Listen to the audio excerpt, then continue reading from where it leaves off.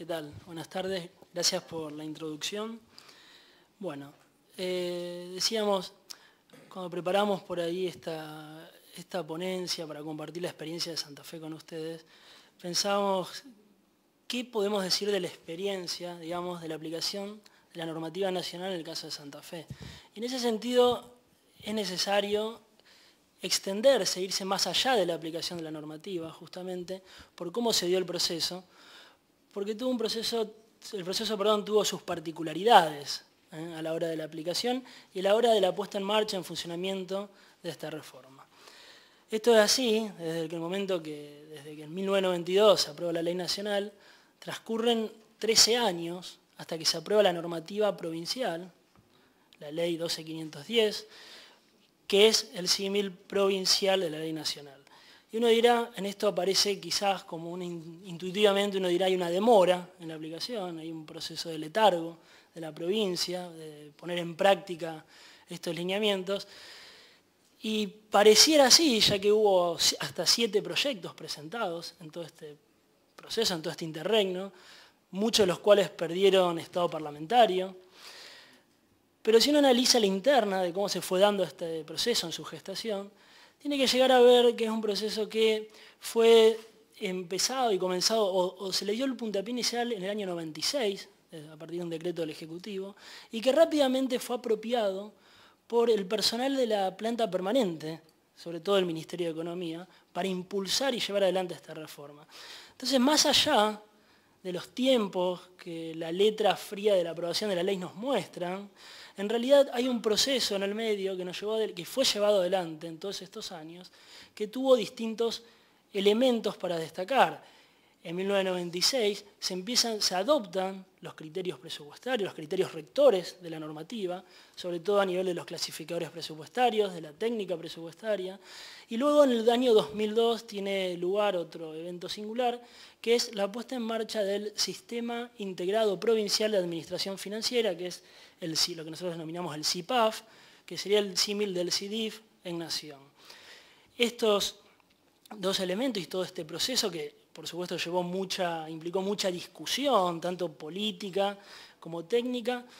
resulta en el año 2005 en una ley de administración que uno podrá decir que es extemporánea, digamos, por el letargo, por el tiempo que se tardó, pero paradójicamente, por lo que se pueda pensar, todo este tiempo sirvió para enriquecerla. Tan es así que esa ley ya no solo se llama de administración, sino es de administración, eficiencia y control del Estado. Es decir, estamos ante una ley más amplia de lo que planteaba la ley nacional, un poco lo que Marcos comentaba al comienzo, ya que incluye, además del sistema de administración financiera y los sistemas de control, incluye los sistemas de gestión de bienes y servicios y los sistemas de administración de información, con diversos subsistemas que algunos también son novedosos con respecto a la normativa nacional. Por eso tenemos como resultado de este ir y venir una ley más integrativa y más abarcativa, en el sentido de que,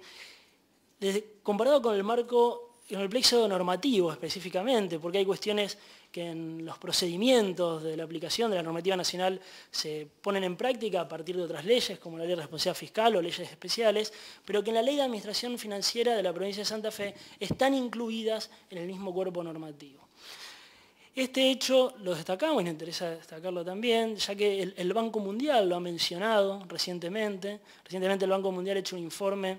de evaluación de la gestión de las finanzas públicas, en el año 2008 para la Nación, que en el año 2009 continuó con diversos acuerdos bilaterales para hacer la misma evaluación en los estados subnacionales. Uno de ellos fue Santa Fe, se hizo en el 2009 y terminó cerrando en el 2012.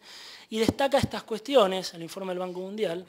donde específicamente resalta la integralidad de la ley de administración y la sinergia que hay entre esa ley de administración y el SIPAF, y la aplicación del SIPAF, como un sistema que concomitantemente ayudó a la implementación y puesta en práctica de todos los módulos y subsistemas de la ley. Es decir, todos se fueron poniendo en práctica en forma conjunta, lo que le dio fuerza también a la aplicación. Vale destacar que a partir de estos hechos resaltados por el Banco Mundial, en los indicadores que el banco resalta, destaca 3 virtudes que me gustaría también mencionarlas, que son la universalidad y transparencia del presupuesto, sobre todo a partir de la información en tiempo real que se puede obtener, interrelacionada entre todos los subsistemas, la contabilidad de los registros y los informes, que también a partir de la aplicación integrada del CIPAF y la ley de administración, permite cumplir en tiempo y forma, con los informes mensuales, trimestrales y anuales, es decir, hasta la aplicación de la cuenta de inversión. Y finalmente el último punto que destaca es el proceso de elaboración del presupuesto, que está también estrictamente vinculado y se hace íntegramente a partir del sistema integrado también. Por lo tanto, un poco lo que a continuación, lo que Estela Rodríguez, directora del presupuesto, va a comentarles más específicamente, son estos puntos, un poco que era lo que nos queríamos concentrar en esta charla, que son estas diferencias que nosotros observamos entre la normativa nacional y la provincial, a partir de estas cuestiones adicionales que nosotros encontramos, y de la fuerza que le da como motor de implementación el CIPAF, este sistema integrado provincial, a la implementación justamente y la puesta en práctica de este tipo de reformas. Así que los dejo con Estela para que continúe.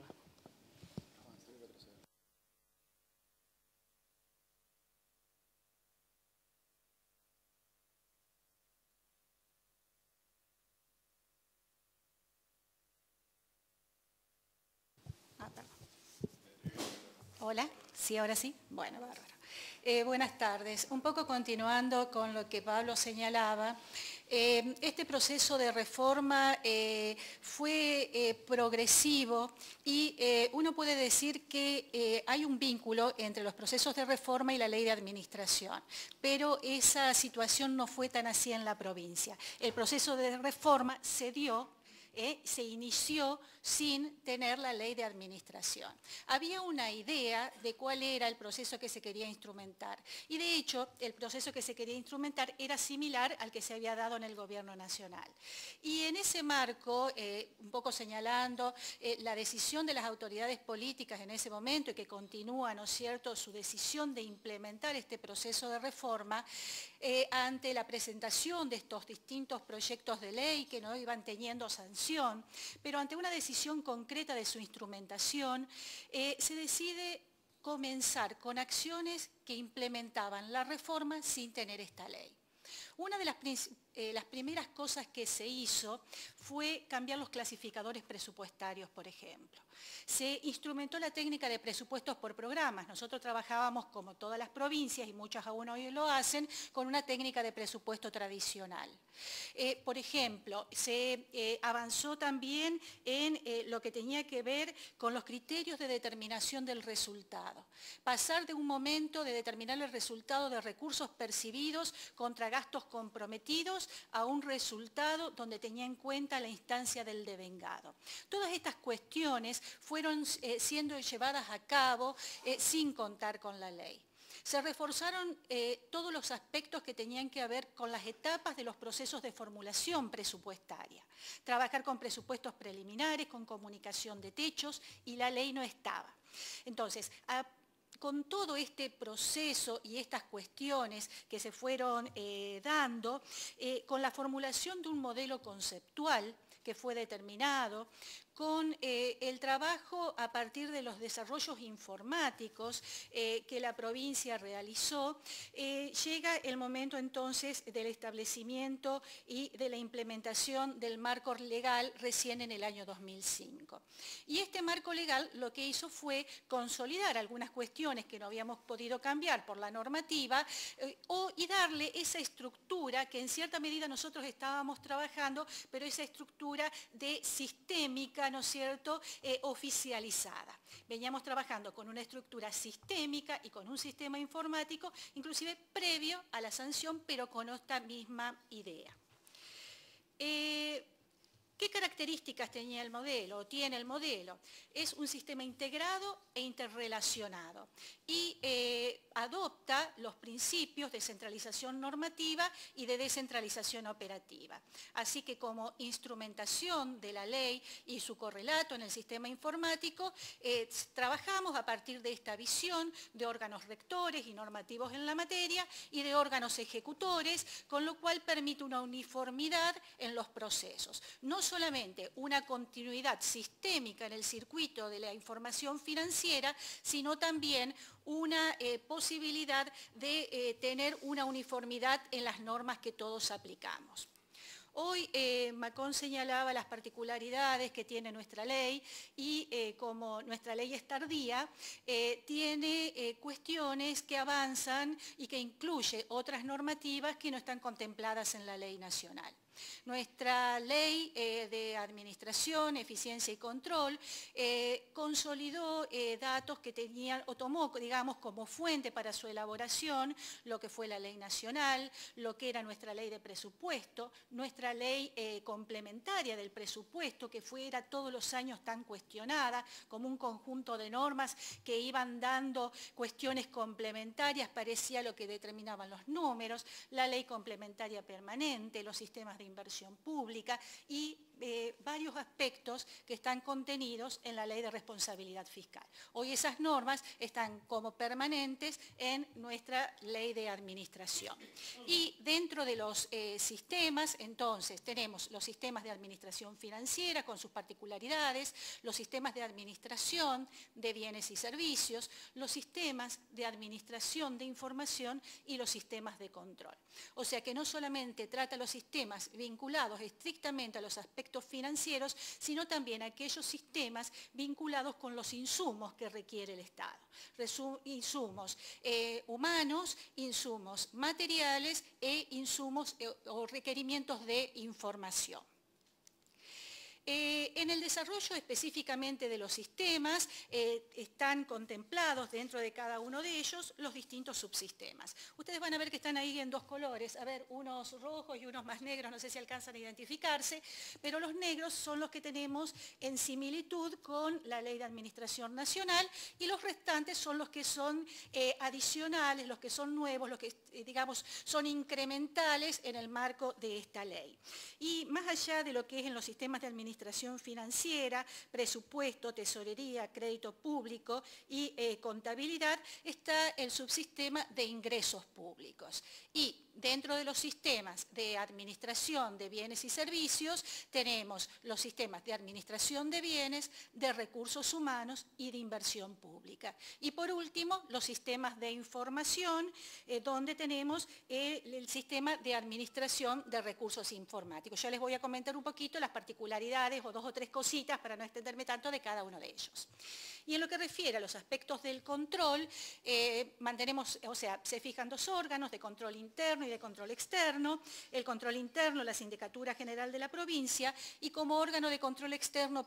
posterior se mantiene la figura del Tribunal de Cuentas de la provincia, que tiene la posibilidad de hacer juicios de cuentas, juicios de responsabilidad sobre los actos u omisiones de los funcionarios públicos, que mantiene lo que sí estableció la ley es fijar su dependencia del Poder Legislativo, que no estaba tan clara en la Constitución provincial, porque si uno ve la Constitución, el Tribunal de Cuentas estaba en el capítulo del Poder Ejecutivo, más allá que decía que dependía del Legislativo, y esta dependencia del Legislativo a través de una comisión parlamentaria mixta dentro del ámbito del Poder Legislativo. En lo que refiere a los sistemas propiamente dicho, el sistema presupuestario contempla, más allá de todas las particularidades que hacen al proceso de formulación del presupuesto, de régimen de modificaciones presupuestarias, de programación de la ejecución y de evaluación, incluye, por ejemplo, las figuras de los presupuestos plurianuales, incluye un artículo destinado también a la salud de las finanzas en lo que refiere a poner un coto al destino de los recursos excedentes de los montos contemplados en el presupuesto. Hoy si hay una mayor recaudación que los montos contemplados en el presupuesto, nuestra ley de administración contempla los destinos y dentro de estos destinos dice que tiene que ir primero a atender los déficits de los ejercicios anteriores, a atender la deuda pública y cumplida estas, digamos, estas pautas, estos parámetros, recién puede ir destinada a los gastos que defina el Poder Ejecutivo. Se contempla también en la ley, esta norma que está en la Ley de Responsabilidad Fiscal, de la imposibilidad de reducir gastos de capital para pasarlos a gastos corrientes, como otra medida de salud de las finanzas. Y quería comentar aquí también algunas particularidades que hemos tenido en cuenta en los temas de clasificadores presupuestarios, como por ejemplo que su compatibilidad con los que están vigentes en el ámbito nacional, su clasificación analítica de fuentes de financiamiento, que no es una visión tan contemplada ni en las otras provincias. Por ejemplo, nosotros tenemos una unión unívoca entre los recursos y el gasto a través de fuentes de detalle analítico de las fuentes, la clasificación de recursos por procedencia, que no es utilizada en el ámbito del gobierno nacional, donde permite clasificar a través de la misma codificación, son todas clasificaciones aisladas que uno logra vincular en salidas paramétricas de los sistemas de información y obtener datos, por ejemplo, de cuáles son la composición de los recursos por su origen, cuántos son de origen nacional, cuántos son de origen provincial o cuántos son de otros orígenes, y de su disponibilidad, cuáles son de libre disponibilidad o han ingresado con algún destino afectado, o la utilización dentro del marco de clasificaciones presupuestarias compatibles de códigos adicionales para obtener datos que antes nosotros de esta reforma teníamos y no queríamos perder. Por ejemplo, las masas salariales, poder saber, más allá del gasto por finalidad, cuánto se pagaba al personal docente, cuánto se pagaba al personal de la policía, o cuánto se paga al personal administrativo, o al técnico, o al informático. Esta información se sostuvo a través de utilización de códigos adicionales en las aperturas de los niveles de gasto. En lo que hace al sistema de tesorería y gestión financiera, la ley contempla ya sea la posibilidad de tener cuenta única o fondo unificado. La provincia de Santa Fe tiene hoy la figura de fondo unificado, pero la normativa prevía que podía usar cualquiera de las dos alternativas. Tiene autorizaciones para utilizar los fondos inmovilizados, autorizaciones para emitir letras, pagarés o medios sucedáneos de pago, hasta los límites que establezcan las distintas leyes de presupuesto, establece requisitos para el embargo de los fondos. Y en lo que refiere, por ejemplo, al subsistema de crédito público, reglamenta algunas cuestiones que teníamos en nuestra Constitución, porque esa es otra cuestión que tiene la ley, reglamenta dos aspectos que están contemplados en nuestra Constitución provincial. Uno es este, dentro de crédito público, respecto a lo que se entiende por el total de los servicios de la deuda, que había discusiones metodológicas al respecto, y en el ámbito presupuestario avanza, ¿no es cierto?, o reglamenta lo que se entiende por gastos ordinarios, porque esa era una terminología que todos usábamos, pero no estaba acotado lo que llegábamos a entender en un proceso, por ejemplo, de prórroga presupuestaria, cuáles eran los gastos ordinarios del Estado. Respecto del módulo de contabilidad,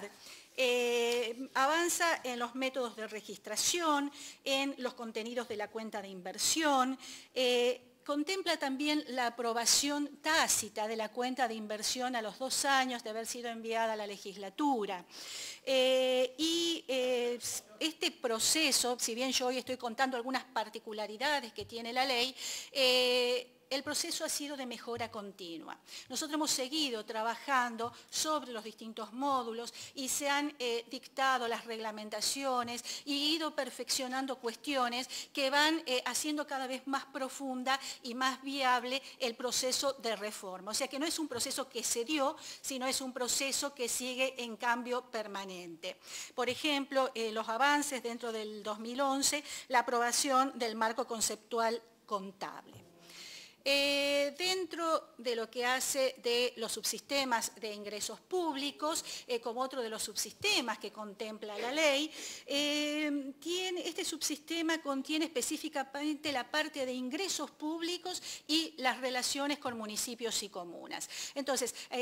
primero hay que decir que, bueno, nosotros dentro del alcance de esta ley está todo el sector público no financiero, pero también alcanza a aquellas personas que tienen relaciones personas físicas y jurídicas, ¿no es cierto?, que tienen relaciones con la administración en lo que refiere a la rendición de cuentas. Nuestro órgano recaudador, que es el API, forma parte de nuestro presupuesto y este subsistema de ingresos públicos entiende en todo lo que refiere a la normativa tributaria, al estudio, al análisis y a toda la evolución del régimen impositivo. Y dentro de las relaciones fiscales con las administraciones locales, entiende en todo lo que es el régimen de coparticipación de impuestos, en las operatorias de compensaciones de deudas que pudieran surgir con los municipios o entre las garantías,